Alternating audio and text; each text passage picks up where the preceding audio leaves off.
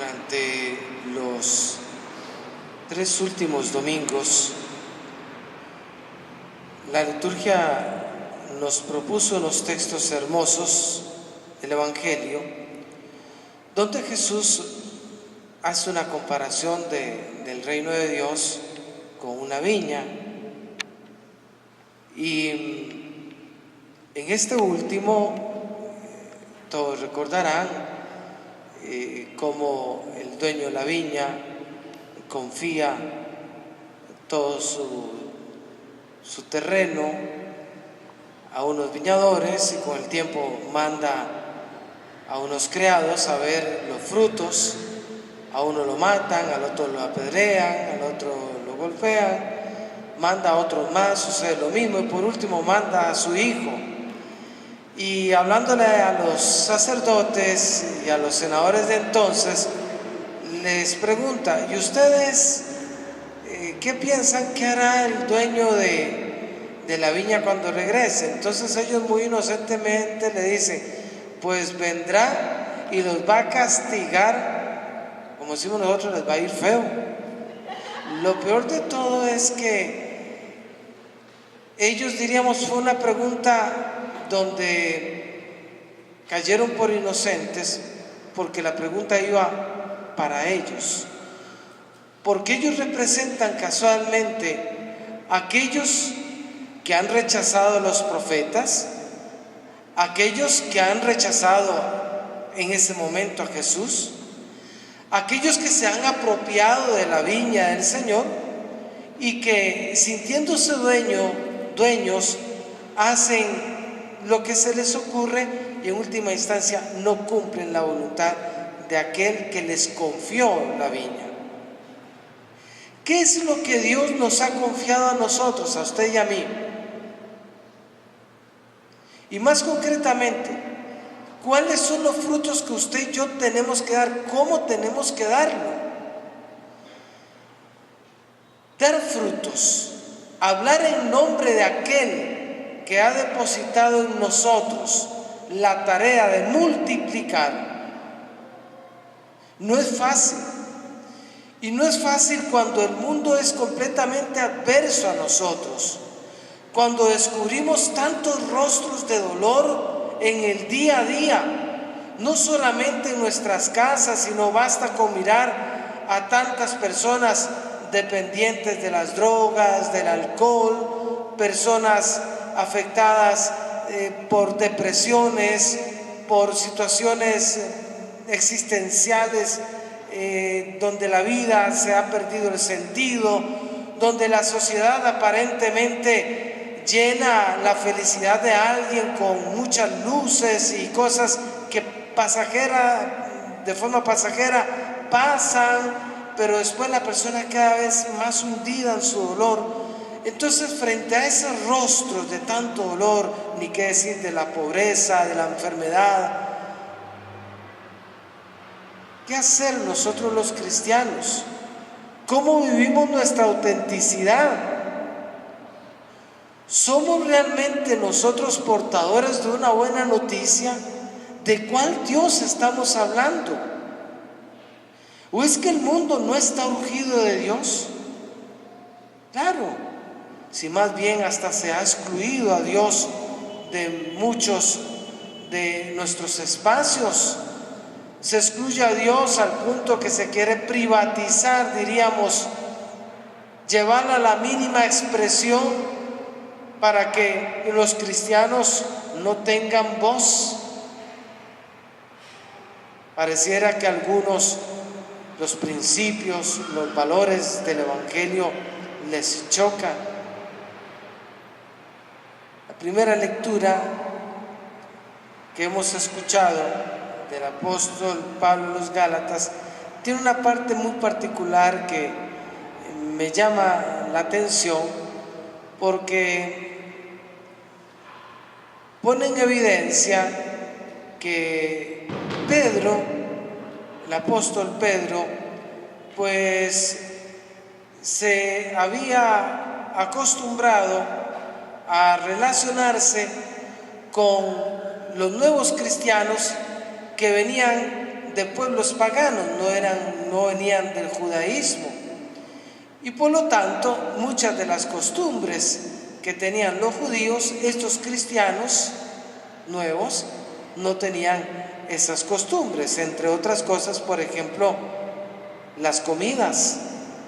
Para los judíos, los que venían de Jerusalén, habían ciertas comidas que estaban prohibidas. Pensemos, por ejemplo, la comida del cerdo. Y cuando Pedro llega a Antioquía, pues se comenzó a relacionar con todas aquellas personas, iba a sus casas, comía con ellos. Pero cuando vinieron otros cristianos que venían de Jerusalén, que eran más conservadores y que guardaban las costumbres de los judíos, insisto, entre eso las comidas, entonces el texto dice que Pedro dejó de ir a esas casas, ya no compartía, ya no comía con ellos. ¿Qué quiere decir? Bueno, y de hecho, algo lindísimo es que Pablo habla directamente con Pedro y le llama la atención y le dice: oye, ¿por qué le estás pidiendo a ellos que se comporten como judíos cuando no lo han sido? Y en el fondo, lo que está poniendo en evidencia el apóstol es que hay hoy una realidad distinta por la cual tú y yo seguimos una forma de ser, y es Jesucristo. Entonces, lo que pone en evidencia es que Pedro, por pura conveniencia, dejó, diríamos, de mostrar esa ternura, esa misericordia, esa cercanía con estos que tal vez eran pecadores, entre comillas, porque comían chanchito y todo esto, ¿verdad? Hermanos, insisto, Pablo le llama la atención y le dice: oye, o eres o no eres. O te atreves a hacer una buena noticia para todos, pero no puedes tener un doble discurso. Hoy en día, nosotros no podemos tener un doble discurso. Hoy no es posible tener un doble discurso. Hoy o somos lo que profesamos o no irradiamos vida. Podríamos irradiar costumbres, tradiciones, pero no vida. Una persona, cuando viene a la celebración de la Eucaristía, por la costumbre y la tradición, no irradia vida. Una persona que viene porque sabe que de aquí es portador de una buena noticia al salir de este lugar,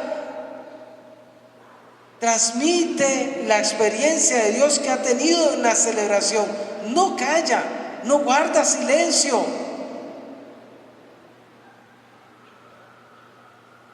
¿Cuál es el Dios que usted y yo transmitimos?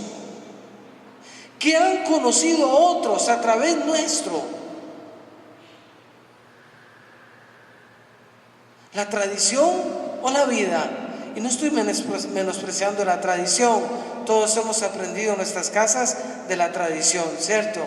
Pero detrás de eso hay un sentimiento, hay un ardor que es propio de aquel que se hace discípulo y misionero. Discípulo porque sabe que quiere aprender siempre de Jesús, y misionero porque quiere anunciar siempre a Jesús. Por eso los que caminan al lado de Él le dicen: Señor, enséñanos a orar, enséñanos. La respuesta de Jesús no es nada difícil. Padre nuestro. Enseña que Dios es Padre. Y Dios como Padre tiene una mirada a veces muy distinta a la que el mundo tiene. El mundo condena, el mundo hace juicios, el mundo rechaza a unos y a otros por su condición social, religiosa, etc. La mirada de un padre que ama es distinta. Y si no, recuerden ustedes la parábola del hijo pródigo. Cuando regresa el hijo que se había ido, ¿quién ve al hijo? Su padre. Y el padre no espera palabras de su hijo, no le reclama, no le pregunta por su pasado, no le echa en cara su miseria. Lo único que hace es ir al encuentro del hijo, abrazarlo y besarlo. Eso es todo, porque insisto, es la misericordia la única que es posible de sanar y de liberar a la vida de una persona que se siente oprimida. Solamente el amor.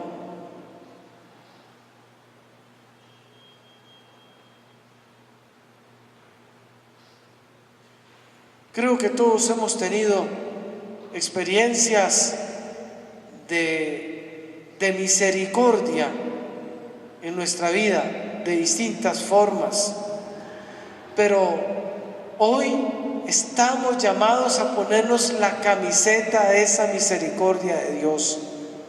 No podemos ocultarla, y es el momento de mirar y ver quién es el que está a mi lado y quién es el que me necesita. Probablemente comenzando por casa. Comenzando por casa, seguramente habrán situaciones donde no somos capaces de perdonar, donde hemos sido indiferentes. Yo lo decía el fin de semana hablando de la viña y de dar los frutos, que hay un dicho ahí, la gente dice, bueno, como eso no es de nadie, yo no me meto en eso, ¿verdad? Pero eso en el fondo es como, yo hago solamente lo que me toca. Y a veces nosotros ponemos un montón de límites, comenzando por casa. A mí no me toca lavar los platos, a mí no me toca barrer, a mí no me toca limpiar, a mí no me toca esto, a mí no me toca lo otro. Ponemos un montón de peros y además de eso nos justificamos para reclamarle al otro y comenzamos una discusión y una enemistad a veces absurda, cuando lo único que haría sentido es el amor, la espontaneidad, la libertad de amar. Eso es todo. Hace 15 días más o menos tuvimos una experiencia muy particular en la Vicaría de Cartago Central.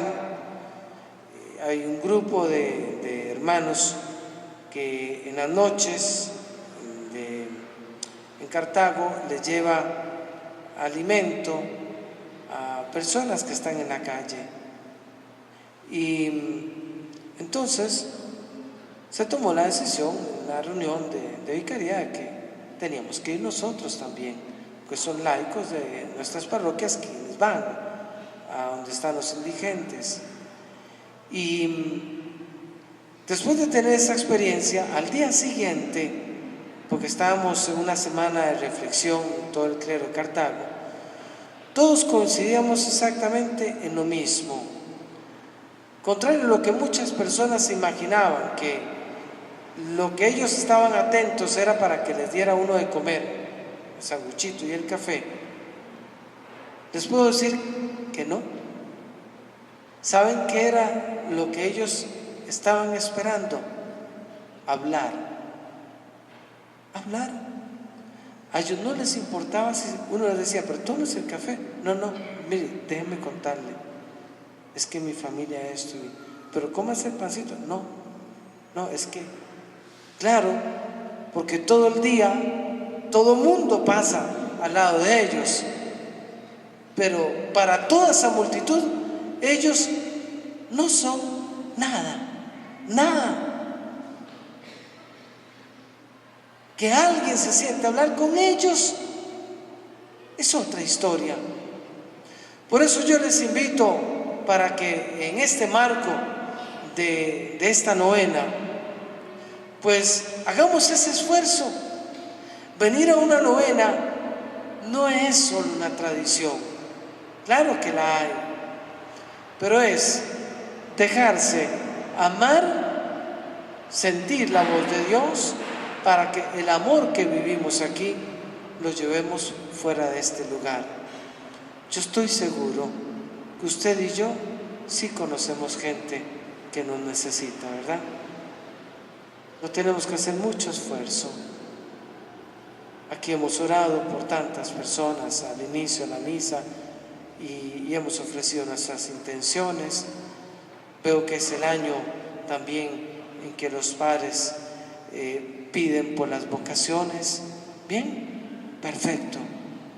Ahora, en un momentito de silencio, pensemos en los que no nos hemos acordado, pero que igual también llevan en sus corazones una historia.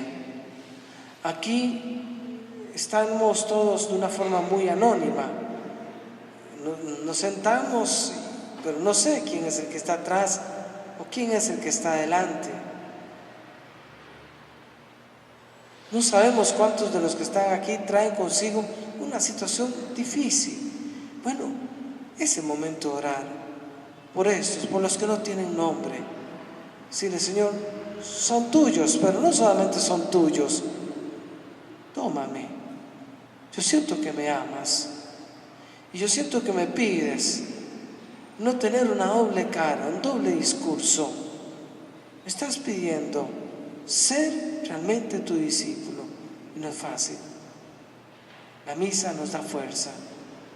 El Espíritu de Dios es el que va a suscitar que salgamos de acá sin temor. Por eso, oremos por estos y ofrezcamos nuestras vidas como instrumentos para bendecir a Dios en el servicio a los demás.